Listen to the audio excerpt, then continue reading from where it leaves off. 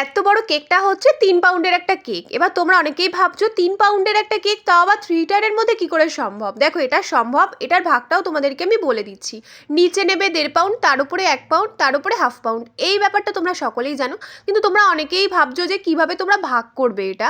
দেখো 3 পাউন্ডের একটা মোল্ডের মধ্যে তোমরা ঢালবে হচ্ছে 1.5 পাউন্ড, 1 পাউন্ডের মধ্যে ঢালবে 1 পাউন্ড, আর বেন্টো কেক যেটা হয় সেটার মধ্যে ঢালবে হচ্ছে হাফ পাউন্ড। এবার হলো না তোমাদের মাপে মাপে? তোমরা যদি এইভাবে তোমরা ব্যাপারটাকে একটা একটা করে থাক থাক করতে চাও, তাহলে তোমরা এইভাবেই ভাগ করে নেবে, তাহলে তোমরা স্পেসটা পাবে আর ডিজাইন করতেও সুবিধা হবে। কিন্তু তোমরা পরপর বসালে কিন্তু একদম সমান একটা পিলারের মতো তৈরি হয়ে যাবে, 3 পাউন্ডটা দেখতে মোটেই ভালো লাগবে না। আর একটা জিনিস তোমাদের সাথে শেয়ার করব, উপরে যে কেকটা আমি মেনশন করলাম সেই কেকটার কালারটা আমি কিভাবে এনেছি। স্কাইয়ের মধ্যে হালকা একটু ব্ল্যাক কালার ইউজ করে ল্যাভেন্ডার কালারটা নিয়ে এসেছি। অবশ্যই তোমরা জানিও কেমন লাগলো কেকগুলো। নতুন নতুন তথ্য পেতে অবশ্যই আমার চ্যানেলটা তোমরা সাবস্ক্রাইব করে রেখো। চলো আজকের জন্য টাটা, সবাই খুব ভালো থেকো।